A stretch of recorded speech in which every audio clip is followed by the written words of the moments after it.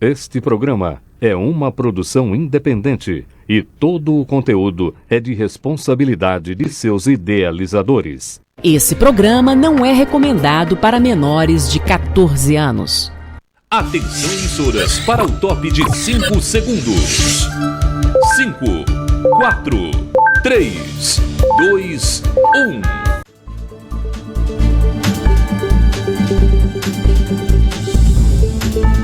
Cultura, economia, política e os caminhos que unem todas as rotas do desenvolvimento. Conexão Campina, com Edson Pereira.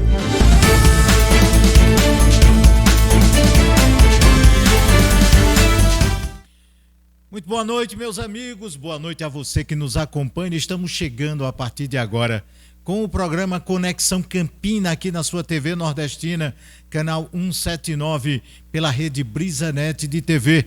Eu sou Edson Pereira e chego trazendo informação, opinião e a sua participação. Você ligado conosco na programação campeã da TV Nordestina, uma programação cultural, e você acompanha o programa Conexão e toda a programação da TV Nordestina pelo YouTube com TV Nordestina Oficial, com mais de 56 mil inscritos, com mais de 7 milhões e 800 visualizações. Tem também o canal 179 na BrisaNet, que é um aplicativo pela Brisa Play, que é para assinantes da BrisaNet. Tem o canal Sul TV, canal 179, que é uma cobertura internacional. Também pela Limex World TV, /TV Nordestina, também cobertura internacional em qualquer lugar do mundo, menos no Afeganistão, que lá parece que não está pegando, viu? Tipo Brasil, mais de 2.000 provedores parceiros com soluções multiplay, e aí pega para São Paulo, Rio de Janeiro, Espírito Santo e Paraná. A Multi TV parabólica digital, que é para o Piauí e parte do Ceará. Tem a Stone TV, essa não tinha, até a semana passada não tinha. Stone TV, que é a TV digital para provedores de internet em todo o Brasil. NX Play, que também não tinha, que é a integração com as plataformas de conteúdo da Noggin e da Paramount. E além da Link Telecom, operadora de TV por assinatura no interior de Minas Gerais. Então, pega por várias plataformas, você coloca no Facebook da TV Nordestina, coloca no portal Página 1 PB, tudo isso você acompanha o programa o programa Conexão Campina. E a gente vai até às 20 horas. Hoje nós iremos entrevistar o deputado estadual Sargento Neto.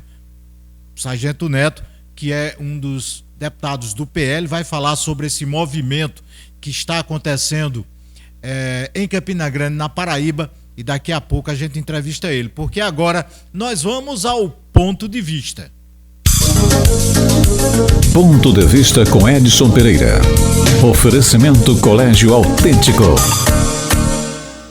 Meus amigos, novamente agradecendo sua participação no ponto de vista hoje. Eu não vou falar nada rebuscado. Vocês sabem que eu não gosto nem de falar rebuscado e muito menos de falar uma língua que eu não domino, que é a língua inglesa. Então tem certos termos que eu não consigo falar e é natural. Eu sou de uma geração em que você falando português com pouco erro já era muita coisa. Mas, meus amigos, o momento que nós estamos vivendo, aonde o ministro do Supremo Tribunal Federal, Alexandre de Moraes, recebeu, na minha concepção, a sanção máxima dada pelo governo norte-americano, aonde ele fica proibido de ter qualquer relação financeira, política e diplomática com os Estados Unidos. Além do mais, tendo todas as empresas que negociam, não só com o sistema financeiro, mas também com o sistema comercial norte-americano, proibido de ter relação com o ministro. Vocês já escutaram isso, as televisões abertas já colocaram, os portais já colocaram, vocês estão cansados de saber disso, mas eu quero analisar aqui as consequências.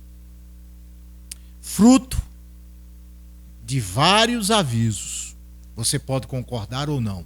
Aliás, nessa briga entre Trump, Lula, envolvendo Jair Bolsonaro, só quem perde é o Brasil. Só quem perde é o brasileiro. Mas quem é bolsonarista, quem é de direita, quem é conservador, está batendo palma para Trump e agradecendo que apareceu essa alma caridosa que possa defender as injustiças cometidas contra o ex-presidente. Quem é de esquerda está achando que Trump está passando, extrapolando e tentando coagir para livrar a pele de um condenado que tentou um golpe nesse país. A narrativa você escolhe.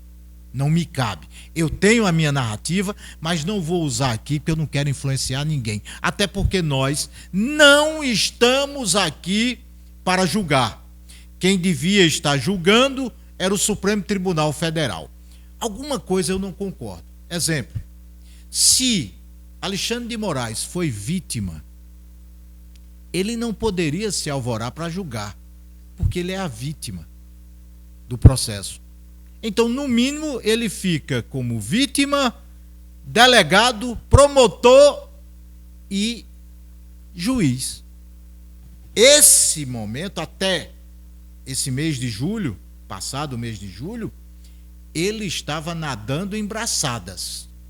Só que, na última semana, Trump colocou ele na parede. Só para que vocês entendam, você está assistindo pelo YouTube esse programa. Ele não tem direito a ter mais um canal no YouTube. Ah, mas aí ele pode assistir pela MUTV também não, porque se a MUTV for de um provedor que tenha relação com os Estados Unidos, tchau. Ah, mas ele, como rico, ele pode assistir outras coisas mais interessantes. Ele pode ter uma playlist pelo Spotify, não. Ele pode assistir Netflix, novela, telefilmes, pode não. Pela Prime, pela Disney, não. Qualquer empresa que tenha relação comercial com os Estados Unidos, ela é obrigada por esse sistema a bloqueá-lo. Se não bloqueá-lo, paga a multa ou pode perder as suas negociações nos Estados Unidos. O sistema financeiro, esse ainda é mais pesado, porque cartão de crédito, conta bloqueada, tudo.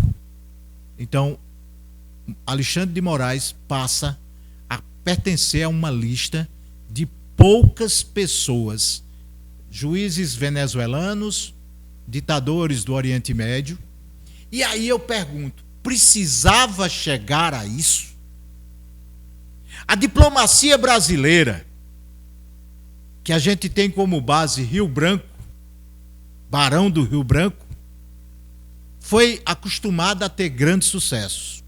Só para que vocês entendam, sabe nos congressos da ONU, quem é o primeiro país que fala? É o Brasil, por causa do seu trabalho diplomático após a Segunda Guerra Mundial e que fundou a ONU. Então o Brasil sempre teve uma diplomacia muito forte. E agora nós estamos chegando a nos tornarmos um país pária do mundo, aqueles em que não são respeitados.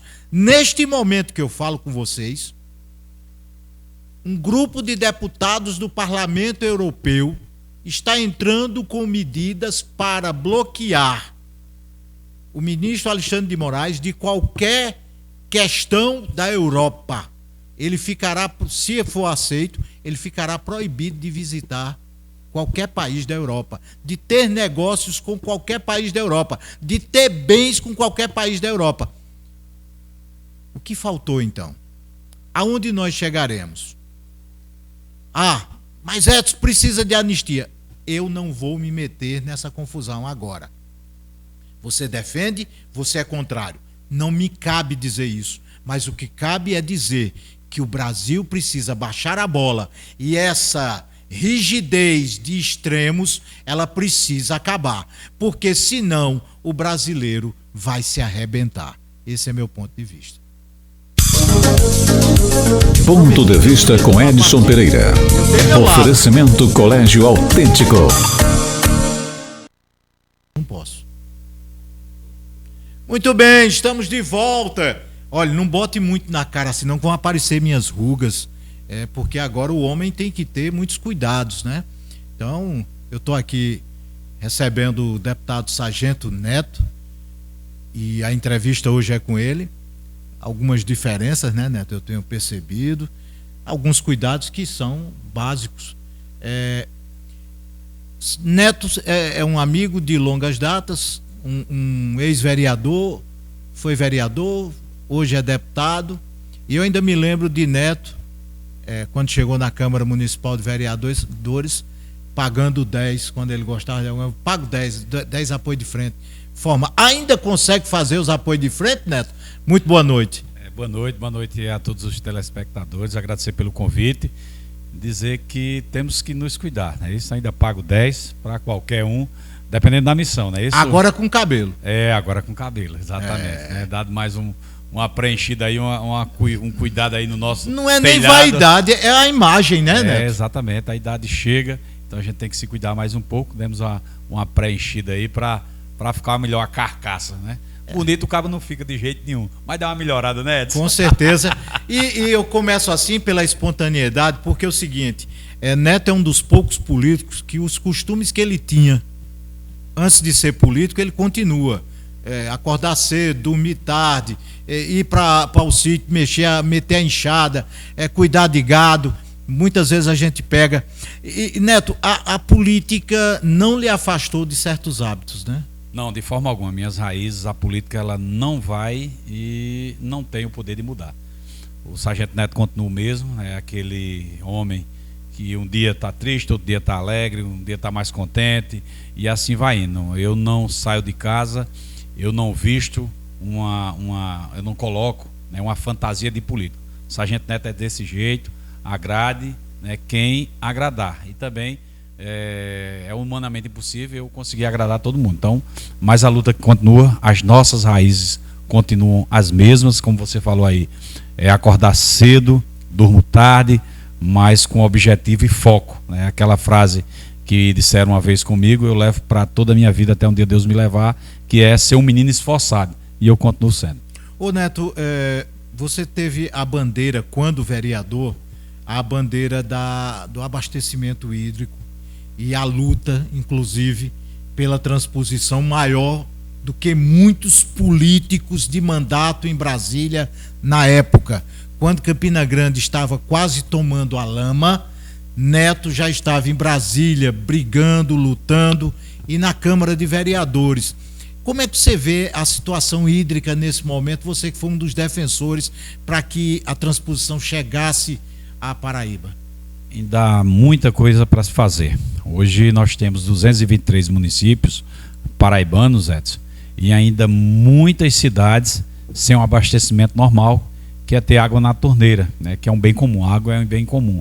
E quando ainda vereador, né, nós levantávamos essas duas bandeiras na Câmara de Vereadores de Campina Grande, que é a segurança pública e segurança hídrica.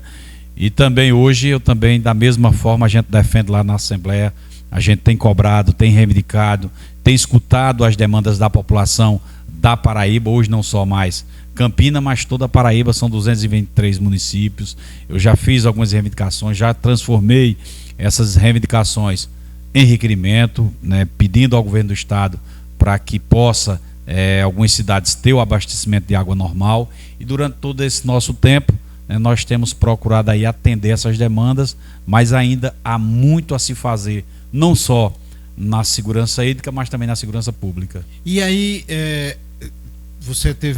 você manteve muito contato com os ministérios envolvidos na época do presidente Bolsonaro, mas com a mudança de presidente, a gente percebe que até as políticas hídricas foram afetadas, muitas inclusive abandonadas, né? Exatamente. Hoje nós temos uma dificuldade, né? Por ser oposição ao governo federal, então nós temos dificuldades no acesso até Brasília. Aquelas reivindicações que nós tínhamos, a facilidade poder andar bem em Brasília, hoje não se tem mais. Hoje é um governo que, infelizmente, ele fecha as portas, né, para aqueles que divergem ideologicamente dos seus pensamentos. Mas mesmo assim, nós temos insistido, né, eu sempre tenho ido ao sertão, nós temos cobrado, temos feito vídeos, né, cobrando do governo federal agilidade em algumas obras, temos feito visitas não só no eixo norte, mas também no eixo leste. Precisa-se de agilidade, precisa-se de manutenção em uma obra pública que custou tanto para a nação brasileira, que houve, né, uma intenção para que essa obra fosse realizada em praticamente menos de 10 anos, e o que não aconteceu, passou-se aí o tempo, ainda há muita coisa para se fazer, ainda tem muita cidade que espera esse bem tão precioso que é a água. Não só, nós temos exemplos bem próximos da gente aqui, que é em Campina Grande. E hoje, para você ter ideia, nós ainda temos o distrito de Catolé de Boa Vista, que espera ter água nas torneiras. Chega a conta, mas não chega a água. Existe também localidades, zonas rurais, que são praticamente 100% abastecidas através de carro-pipa. Isso é muito ruim, né? No tempo que nós estamos vivendo, ainda tem pessoas que dependem exclusivamente de carro-pipa, e nós não admitimos. Nós temos procurado cobrar veementemente ações mais rápidas para que essas pessoas não sofram pela falta de água. Inclusive, nós estamos na parte do inverno, e aí nós tivemos o início do inverno sem chuvas e que possibilitem a recarga dos nossos mananciais. Mesmo com o inverno agora, nós já esperamos que agora, com a primavera e verão, tenhamos problema de abastecimento, né? E a operação carro-pipa, ela sofre muita parada, né? Exatamente, Edson. Já tivemos aí algumas interrupções no abastecimento de carro-pipa. Por quê? Pela falta de pagamento do governo federal com essa operação, por falta de investimento, por falta de compromisso do governo federal para aquelas pessoas que mais precisam desse bem precioso. Então a gente tem cobrado, nesses últimos dias aí teve uma movimentação dos pipeiros cobrando o pagamento que estava atrasado para que possa manter esse serviço. Então a gente cobra porque estamos vendo a necessidade que o povo está passando por falta de água. E a indústria da seca voltou. E essa questão de chuva, nessa época de chuva, nós sabemos que as chuvas, né, que vêm para reabastecer os nossos mananciais, né, o período já passou. Essas chuvas que vêm agora, né, são chuvas mais fracas, não são chuvas intensas, e principalmente pela questão do abastecimento das nossas represas, que são as chuvas que são mais concentradas no Cariri paraibano, né, que abastece os dois rios, tanto o Taperoá quanto o Paraíba, que abastece o nosso Epitácio Pessoa. Então essas chuvas que vêm agora é praticamente aquela chuva mais para baixo e não para o acúmulo de água. Outra pauta sua, sempre muito forte, é a questão da defesa da segurança pública, Neto. E essa semana passada você manteve um encontro com comandantes para exatamente defender uma pauta de segurança, uma pauta dos policiais. Ao mesmo tempo, o governo do estado, ele assinou uma lei garantindo mudanças no plano, né, no plano de trabalho de cargos e salários da polícia. Como é que você tem visto isso e como é que tem sido esse trabalho? Edson, o que foi aprovado lá foi a LOB, né, que é a Lei Orgânica Básica. Sim, a Lei Orgânica. É a estruturação das carreiras, mas eu chamei a atenção, inclusive para toda a população paraibana, o que foi aprovado dentro dessa LOB. Então foi a questão de ascensão de cargos, né, dentro da própria estrutura, a criação de outros batalhões, mas o que era para ser implementado dentro dessa LOB, o que está na Lei Orgânica Nacional, né, que vem de fato e de direito beneficiar os nossos agentes de segurança pública, o governo do estado não tirou, né, que é o escalonamento vertical, que vinha de fato de direito para beneficiar, porque busca valorizar do soldado ao coronel, né, valorizando nas questões salariais, porque quando você tem uma tropa, quando você tem um trabalhador, quando você tem um profissional de segurança pública bem valorizado, quem ganha é a sociedade paraibana. Quando eu tenho cobrado essa valorização, é também pensando na população, na sociedade, naquelas pessoas que querem ter o direito de ir e vir garantido, porque foi feita uma pesquisa, Edson, e nessa pesquisa foi perguntado ao cidadão de bem, né, qual é a maior necessidade, qual é o maior ponto que ele deseja, né, que seja melhorado. E hoje ele procura, e a maioria dos entrevistados questionam e querem melhor segurança pública. Não está a educação, não está a saúde. O primeiro ponto é segurança pública. Por quê? Porque mexe diretamente com a vida daqueles que saem de casa para trabalhar e aqueles que saem de casa para matar, roubar e destruir. Infelizmente, né, por algumas leis arcaicas, eles têm aí sido, vamos dizer assim, incentivados a praticarem esses tipos de crimes que, de fato, direito atingem a população paraibana e brasileira. Então, um dos maiores temas hoje debatidos entre a sociedade é mais segurança. Para você ter ideia, hoje a Paraíba, Edson, ela é a primeira polícia mais bem avaliada do Norte-Nordeste e a terceira do Brasil, mas é a mais mal remunerada. Então, quando veio essa lei orgânica básica para a polícia, então alguns festejaram, mas o que de fato nós queríamos é que pudessem trazer o escalonamento vertical, que é a busca, né, da valorização remuneratória dos nossos agentes. Quando o policial se aposenta, ele ainda perde 50% do salário? Houve um parcelamento, que é o chamado Bolsa Desempenho. Os nossos policiais praticamente perdiam quase a metade do seu salário quando ia para a reserva remunerada. Houve um acordo, né, através de movimentações políticas, nós fomos para as ruas, nós estávamos lá para cobrar do governo para que ele pudesse implementar essa Bolsa de Desempenho. Então houve um parcelamento e a última parcela a ser paga é no próximo ano. Mas no momento em que essa Bolsa ela está sendo implementada, Edson, então existe uma perda, né, uma perda salarial para os policiais que estão na ativa, né, porque existe uma maior cobrança nos impostos. Então os policiais que estão na ativa, ao invés de ter um aumento no seu salário, tem um desaumento.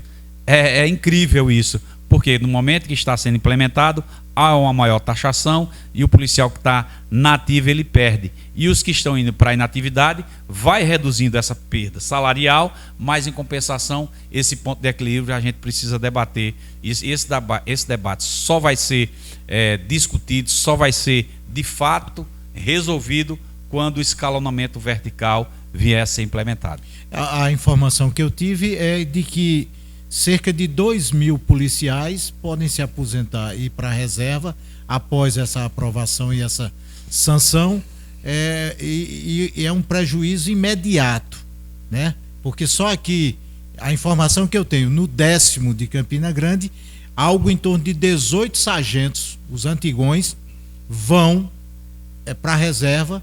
E isso é um prejuízo porque não tem concurso imediato. Para você ter ideia, é um dado bem alarmante que nós temos. Nessa última lei orgânica básica que foi aprovada, existe uma lei de 2008, veja só, um dado alarmante, de 2008, a lei /87, que previa naquela época um contingente de 17.934 policiais nas ruas da Paraíba para servir os 223 municípios.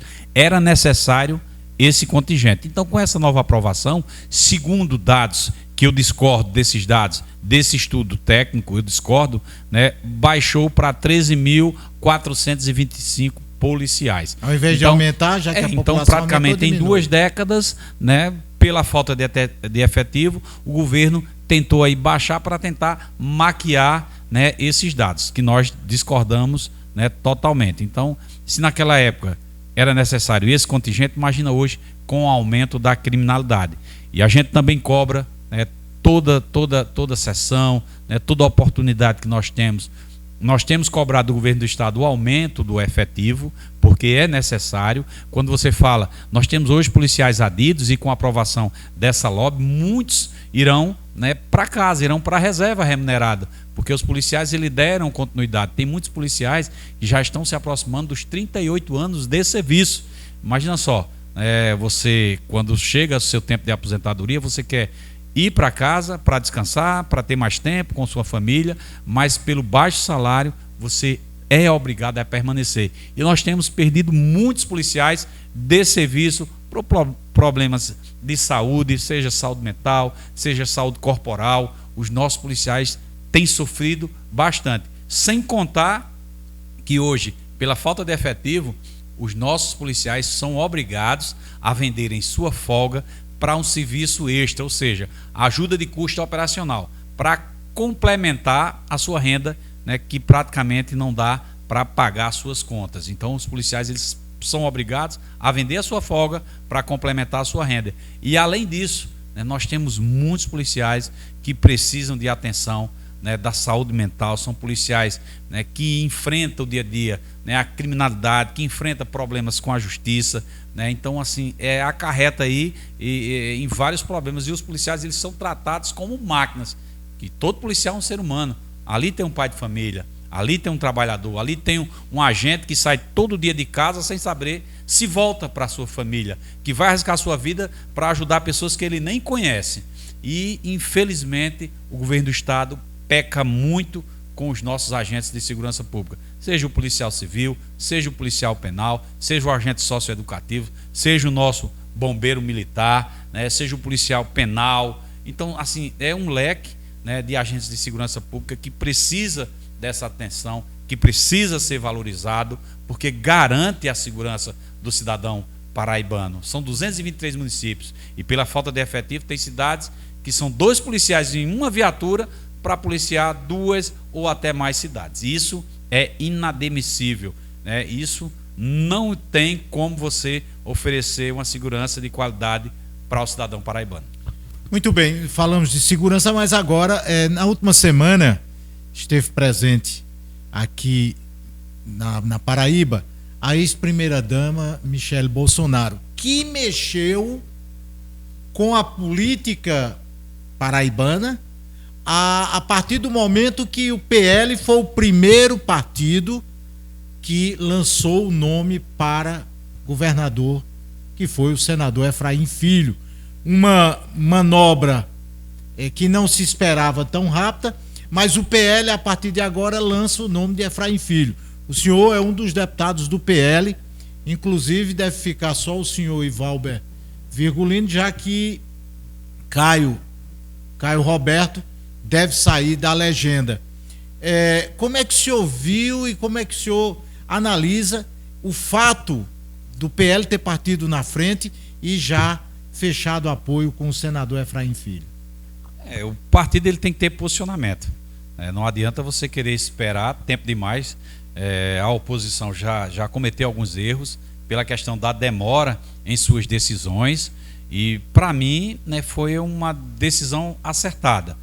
Cada um tem que marcar seu território, cada um tem que ter e mostrar o seu posicionamento e tem que mostrar também à sociedade paraibana qual é a intenção.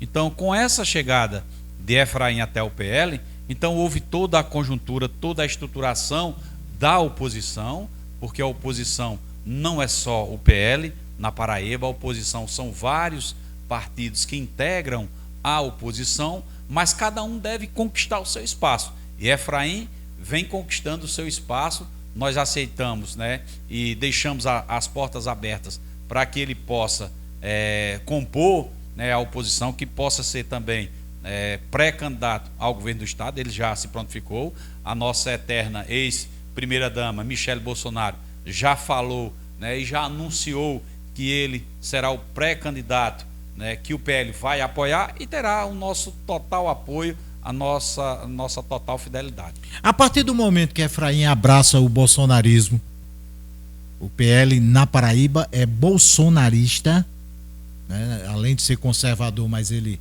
é bolsonarista, ele é identificado com o bolsonarismo, e a própria Michele hoje é o retrato do bolsonarismo. Efraim, ao assumir essa responsabilidade de ser o candidato, ele não afastou uma parte da oposição que se sente impossibilitada de estar ao lado do bolsonarismo? Edson, eu acho natural, é natural. Cada um, não adianta você ficar em cima do muro, cada um deve tomar e tem que ter a consciência que deve se posicionar, porque na política, político que fica em cima do muro vai levar pedrada dos dois lados. E eu levo isso na minha vida e na minha carreira política. Você sabe que eu tenho uma história, né, de 2 mandatos de vereador, fui eleito presidente da Câmara de Vereadores, não assumi porque, graças a Deus e ao povo paraibano, eu fui ser deputado, né? Ganhei o mandato, conquistamos o mandato de deputado, eu tive que ir para a Assembleia, mas pelos nossos posicionamentos. Nós temos que ter linha, né? E essa linha você tem que saber dividir. Então, cada um deve procurar o seu espaço, conquistando e respeitando os demais que fazem parte do nosso grupo. Nós iremos entender, eu procuro entender os posicionamentos de cada um, posso até discordar, mas vou ter que aceitar. Então é tempo, né, de cada um se posicionar. Às vezes as pessoas dizem assim, mas a eleição é no próximo ano, mas nós temos que nos posicionar, porque praticamente nós estamos às vésperas de uma eleição. O trabalho continua, a população paraibana quer saber o que é que você está fazendo, porque hoje eu tenho caminhado, eu tenho trabalhado, mas vez por outra nós temos que falar de política, né? Por quê? Porque é o que define, é o que dá destino ao nosso estado, ao nosso país, e esse posicionamento cabe a cada um tomar. Conseguirão estar numa candidatura única ou a oposição marcha para ter 2 candidatos? Dentro da minha visão, eu já me posicionei, pela uma sugestão, né, uma sugestão minha, uma opinião própria minha, eu creio, né, que a oposição deve sair com candidatura única para sair mais forte. A base governista já tem uma divisão própria, creio eu que eles devem sair, né, com 2 candidaturas, aí não tem lógica também, né, a oposição ao governo do estado sai com mais 2 candidaturas. Eu vejo está fracionando muito, né, e quem muito divide e que não consegue unir termina perdendo. Percebe-se claramente, eu tenho uma opinião muito parecida, de que a situação deverá sair com 2 candidatos. O senhor acredita que mesmo saindo com 2 candidatos não há um racha na situação, não? Eu acho que esse racha naturalmente já está acontecendo, já vem sendo publicizado. Mas tem um ditado que diz, o combinado não sai caro. Tem espaço na oposição para esses que racharem lá? Dentro da minha visão, eu já me posicionei, eles precisam se decidir de qual lado estão. Eu não posso falar e dizer que vai ter vaga para quem está vindo de lá para cá. Tem que ter o nosso alinhamento. Eu faço parte do PL. Nós temos essa definição da reeleição, né, da pré-candidatura do bolsonarista, independentemente de quem será o nosso candidato. Se será o nosso eterno presidente Jair Messias Bolsonaro, se será Michele, se será Tarcísio. Então são muitos candidatos que poderão concorrer, terá o nosso apoio.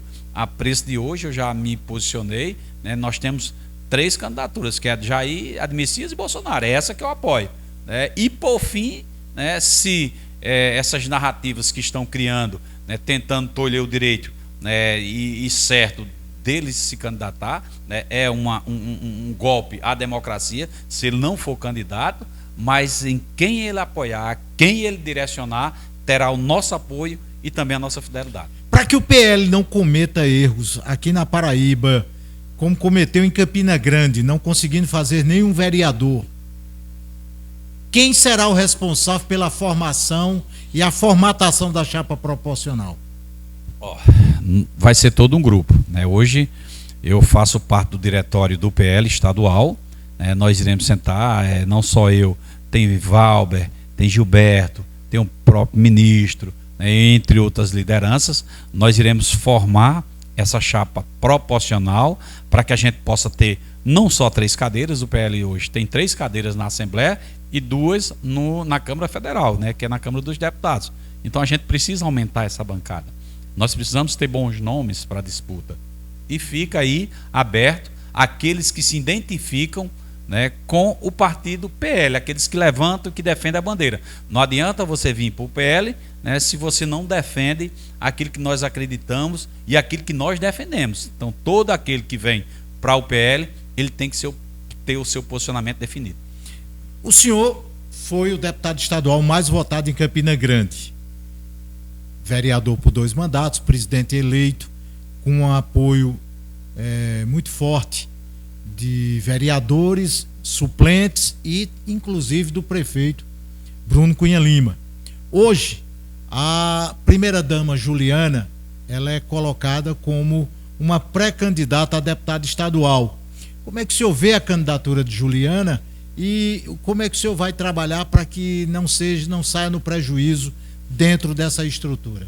Assim, eu vejo a candidatura de Juliana uma candidatura natural. Todo e qualquer paraibano, né, desde que esteja em dias, né, com a sua situação eleitoral, ele pode sim ser candidato. Então, é uma candidatura legítima. O que nós estamos cobrando e temos as nossas definições é que cada um respeite o espaço do outro. Ninguém pode intervir nem pode atrapalhar no espaço do outro.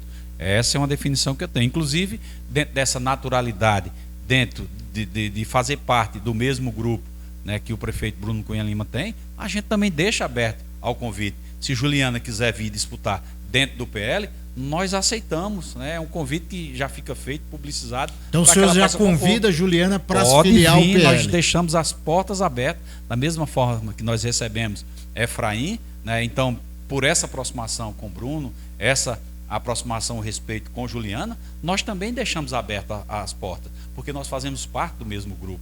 Então, que venha também para somar e fortalecer o nosso grupo.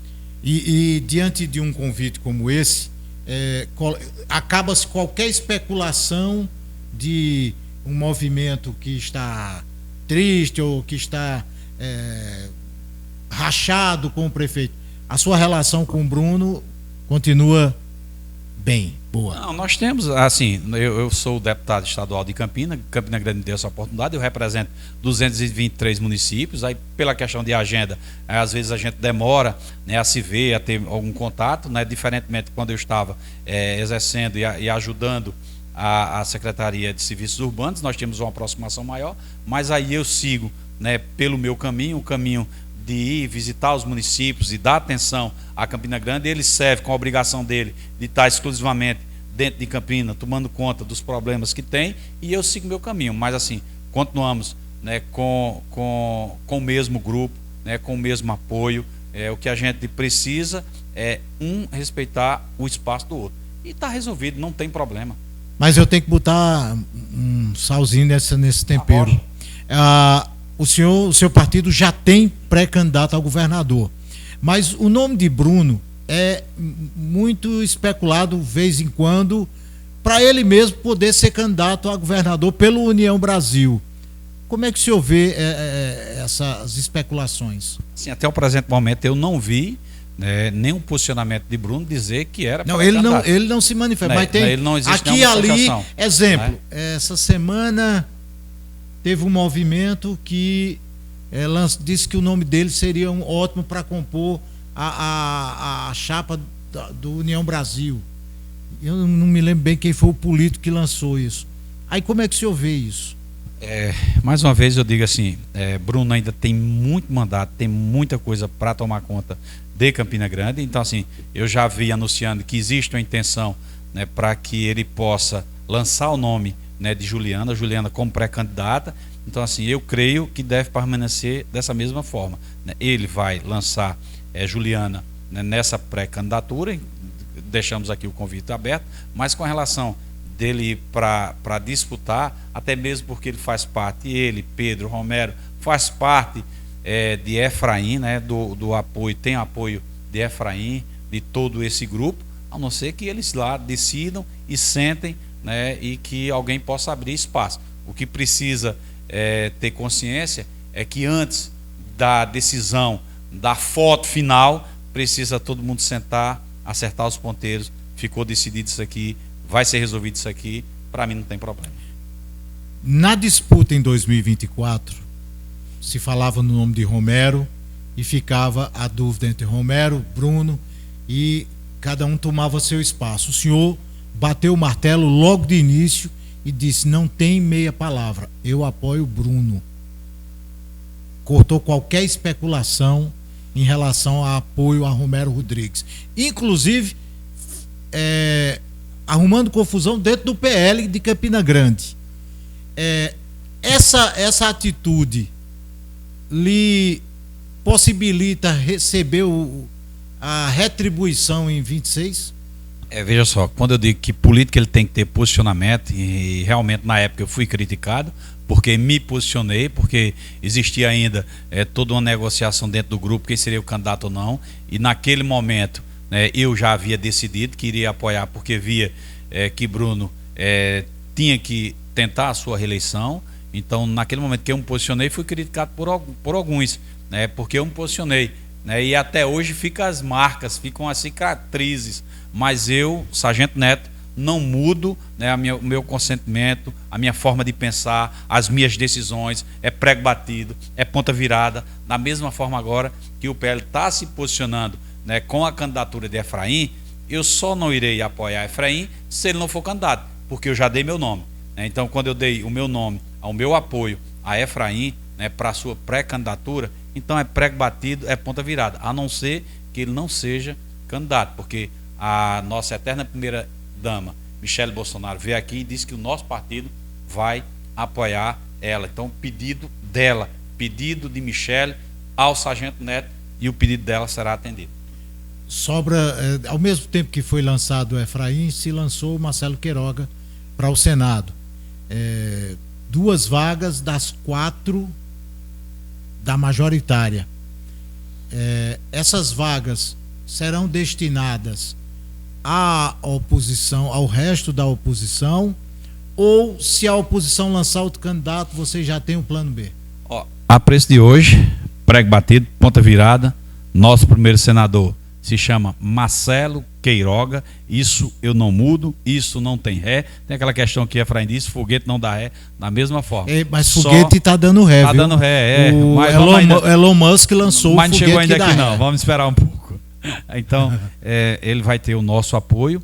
Mais uma vez, se ele não for candidato, aí a gente muda o nosso apoio. Mas já dei a minha palavra, Marcelo Queiroga é o nosso pré-candidato ao Senado, terá o nosso apoio. Iremos para as ruas apoiar ele. E com relação ao segundo senador, então existem algumas discussões, a gente vai esperar, né, quem será o segundo candidato do nosso grupo, né, para que a gente possa também se posicionar. Existem alguns nomes, né, que já estão querendo ser pré-candidatos, né, como o ex-deputado federal Major Fábio, né, não sei como será essa formatação, mas nós iremos Cabe esperar. veneziano nessa chapa? Depende do grupo, né? Essa questão do grupo, eu já vi alguns posicionamentos a respeito. O senador veneziano é um homem que tem ajudado muito a Campina Grande, tem feito muito gesto com a Paraíba, mas cabe a definição dele, cabe a definição do grupo. Eu digo isso pelo seguinte: o ex-deputado Pedro Cunha Lima afirmou que a política da Paraíba deveria ser colocada em primeiro plano e que as disputas nacionais ficassem em outro plano, até ele fez questão de dizer, entre o lulismo e o bolsonarismo, ela ficasse a nível nacional, mas que a formatação da política da Paraíba ficasse a partir das conveniências paraibanas. A partir disso, poderia caber o próprio Pedro na chapa, veneziano, Romero. O que o senhor analisa dessa situação? O primeiro ponto, eles que têm que se posicionar. Eu não posso responder por eles. Eu estou em um grupo, sou oposição ao governo do Estado, meu posicionamento é esse. Então, a oposição do governo do Estado não é só o Sargento Neto, não é só o PL, são vários partidos, são várias lideranças políticas que compõem a oposição ao governo do Estado. Basta a gente esperar ainda quem será, que vai para a disputa majoritária, e também para proporcionar qual será o posicionamento de cada um, para que o grupo possa sentar e cada um possa se definir quem será os seus candidatos. Dentro dessas candidaturas postas, o senhor foi o mais votado em Campina Grande, a sua votação corresponde a mais de 80%. 75% foi em Campina. E aí o senhor tem planos B, C, D para essas substituições. O senhor tem analisado ou trabalhado dobradinhas com candidatos a federais que possam suprir, por acaso, algum prejuízo em Campina Grande? Nós temos trabalhado muito, eu tenho feito aí uma grande parceria com o deputado Cabo Gilberto Silva, principalmente pela bandeira que nós defendemos, que é a segurança pública, que é o bolsonarismo. Também está chegando agora aí o nosso amigo deputado George Moraes, que é irmão do senador Efraim, Temos aí algumas parcerias, né, em 2 municípios para que a gente possa fortalecer a nossa pré-campanha. Então serão aí, né, praticamente algumas lideranças que nós iremos também apoiar, porque para você chegar à sua reeleição, então você precisa de união, você precisa de grupo, você precisa de lideranças e principalmente você precisa da aceitação do povo. Combina com o povo, apresenta quem será, onde serão essas parcerias. Se o povo aceitar e entender que merece dar esse voto de credibilidade, cada um recebe o seu, e vê se dentro da somatória final você chega com êxito à sua reeleição. Com a Nacional intervindo, como fez aqui, trazendo o nome de Efraim, e o PL abraçou de primeira, não criou nenhum problema, há a possibilidade do candidato a presidente do grupo ser Tarcísio, governador de São Paulo, pelo Republicanos, inclusive o Republicanos, que aqui na Paraíba é comandado pelo presidente da Câmara, Hugo Mota. Se Tarcísio for o candidato do grupo e o Republicanos já está rompendo, inclusive, com o governo de Lula, o União e o Progressista já estão entregando cargos, isso reflete aqui na Paraíba? Com certeza, Edson. Há um reflexo direto na eleição estadual. Né? Quem será o apoio? Né? Com a junção do PP e com a União, então, possivelmente, né, se já estão entregando os cargos, então... Me permita dizer uma coisa. Você é um cara de palavra. Isso eu nunca discuti. Quando você vou danar a cabeça na parede, não tem problema. A parede que segure que você vai. Muito bem. Mas a política na Paraíba, a maioria é casuísta. Então, uma coisa é aqui na Paraíba, em Brasília eles se abraçam fraternamente. Aqui eles trocam.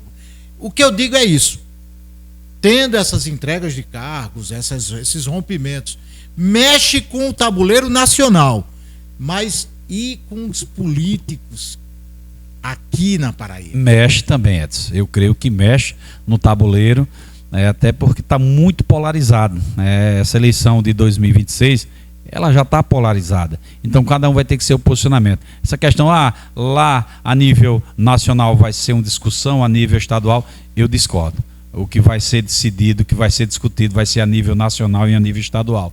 E mais uma vez, nós estamos dizendo, e estou reafirmando, nós iremos, e eu, Sargento Neto, irei apoiar as definições do meu partido a nível nacional, PL nacional. Valdemar da Costa Neto, o nosso eterno presidente Jair Messias Bolsonaro, a ex-primeira-dama Michele Bolsonaro. Então essa decisão, nós iremos respeitar, e essa decisão nós iremos tomar. Aqui, com a chegada e com a visita, já agradecendo aqui a todos que estiveram presentes lá no bairro do Catolé, recepcionando. O Campinense é muito receptivo, com todos aqueles que vêm nos visitar. Foi uma festa muito bonita da democracia. Nós já agradecemos também a visita de todos. Então, o nosso posicionamento é também voltado para isso. Então, essa modificação que está tendo lá em Brasília vai mexer sim na modificação aqui, na junção, nas coligações, nos apoios aqui na Paraíba. Conseguir acalmar a relação Cabo Gilberto e Valber Virgulino?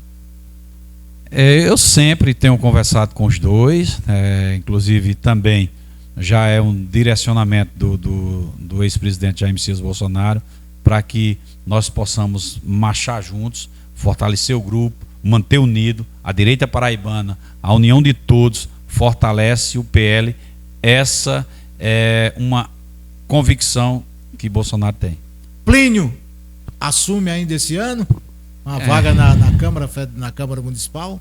Eu estou esperando ainda um compromisso que Bruno fez conosco, para que pudesse haver essa movimentação dentro do União, porque quando você tem o partido com 5 vereadores de mandato, então foi necessário um grupo. E esse grupo não seja só Plínio, seja Aldo Cabral, Enedina, entre outros que fizeram parte do Partido União, tanto que foram 5 vagas. Plínio Gomes foi o 13º candidato vereador mais votado de Campina. Merece sim essa oportunidade. nós esperamos, né, que em breve Bruno ele possa fazer essa movimentação e o compromisso que foi firmado, né, com todos que compõem União possa ser aí concretizado. Sargento, agradecer sua participação, desejando sorte e deixando o espaço sempre aberto. O espaço Conexão Campina é um espaço de amigos. Aqui a gente não entrevista, a gente bate papo. E fique sempre à vontade para quando quiser voltar, e já deixe sua mensagem aos paraibanos e a todos que nos acompanham. Já aqui agradecer a você pela oportunidade, deixar aqui também um convite, né? Nós iremos também fazer aqui algumas movimentações, buzinaço a partir da próxima semana. Domingo estaremos lá no Busto de Tamandaré a partir das 16 horas, né, com a movimentação, né, a favor da democracia, da liberdade. Estaremos toda a direita paraibana, domingo às 16 horas, lá no Busto de Tamandaré. Muito obrigado a todos. Sargento Neto, deputado estadual e uma liderança do PL, uma liderança dos conservadores, um homem identificado com a questão da água e a questão da segurança pública. A você o nosso abraço, desejo de que você tenha um final de noite muito inspirado, cheio de paz e de harmonia, e que a gente possa se encontrar no próximo Conexão Campina. Fiquem com Deus e sigam com a programação da TV Nordestina. É um prazer estarmos juntos sempre. Tchau. Um programa de entrevistas trazendo as histórias mais importantes do cotidiano dos campinenses. Conexão Campina, com Edson Pereira.